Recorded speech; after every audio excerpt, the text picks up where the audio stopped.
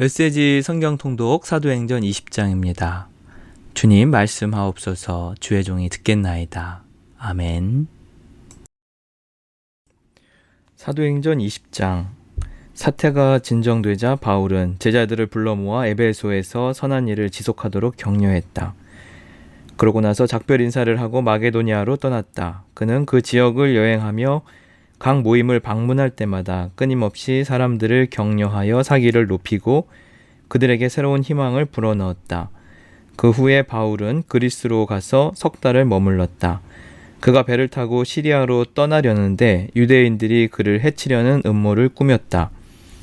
그래서 그는 다시 마케도니아를 지나는 육로로 길을 바꾸어 그들을 따돌렸다. 그 여정을 함께한 동료들은 베레아 출신 부로의 아들 소바더, 데살로니가 사람 아리스타고와 세군도, 더베 출신 가이오 디모데, 그리고 서아시아 출신의 두 사람 두기고와 드로비모였다. 그들이 먼저 가서 드로아에서 우리를 기다렸다. 한편 우리는 6월절 주간을 빌립보에서 보낸 뒤에 배를 타고 떠났다.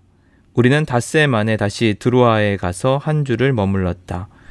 일요일에 우리는 모여서 예배를 드리고 주님의 만찬을 기념했다. 바울은 회중에게 강론했다. 우리는 다음 날 아침 일찍 떠날 예정이었으나 바울의 이야기가 밤 늦게까지 길게 이어졌다. 우리가 모인 곳은 불을 환하게 밝힌 다락방이었다. 유두고라고 라는 청년이 창을 열고 걸터 앉아 있었다.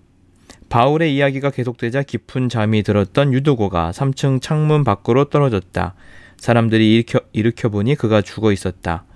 바울이 내려가서 그 위에 엎드려 그를 꼭 끌어안고 말했다. 그만들 우시오. 그에게 아직 생명이 있습니다. 그 후에 바울이 일어나서 주의 만찬을 베풀었다. 그는 새벽까지 믿음의 이야기를 계속해서 전했다. 그런 분위기 속에서 사람들이 떠났다. 바울과 회중은 각자의 길을 갔다. 다시 살아난 유두고를 데리고 가면서 그들은 모두 생명으로 충만했다. 한편 남은 우리는 먼저 배를 타고 아소로 향했다. 거기서 우리는 바울을 태울 계획이었다. 바울이 아소까지 걸어가기를 원해서 미리 일정을 맞추어 둔 것이다. 일은 계획대로 되어 우리는 아소에서 그를 만나 배에 태우고 미둘레네로 향했다. 이튿날 우리가 기오 맞은편에 들렀다가 다음날 사모를 거쳐 밀레도에 이르렀다. 바울은 아시아에서 시간을 지체하지 않으려고 에베소를 지나치기로 했다. 그는 오순절에 맞춰 예루살렘에 도착하려고 서둘렀다. 바울이 밀레도에서 에베소로 사람을 보내 회중의 지도자들을 불렀다. 그들이 도착하자 바울이 말했다. 여러분도 알다시피 나는 아시아에 도착한 첫날부터 전적으로 여러분과 함께 지냈습니다. 어떤 상황에서도 목숨을 걸고 주님을 섬겼고 나를 죽이려는 유대인들의 끝없는 계략을 참아냈습니다. 나는 어떤 경우에도 인색하게 굴거나 입속을 챙기지 않았고 여러분의 삶에 변화를 가져다 줄 진리와 격려의 말을 여러분에게 아낌없이 주었습니다. 나는 여러분을 사람들 앞에서나 여러분의 집에서 가르치면서 유대인에게나 그리스 사람에게나 똑같이 하나님 앞에서 삶을 근본적으로 고치고 우리 주 예수를 철저히 신뢰하도록 당부했습니다. 그러나 지금 내 앞에는 또 하나의 긴급한 일이 있습니다. 예루살렘으로 가야 한다는 부담입니다. 거기에 가면 무슨 일이 벌어질지 나는 전혀 모릅니다. 쉽지 않을 것이 분명합니다. 내 앞에 고난과 투옥이 있을 것을 성령께서 거듭해서 분명히 말씀해 주셨습니다. 그러나 그것이 나에게는 별로 중요하지 않습니다.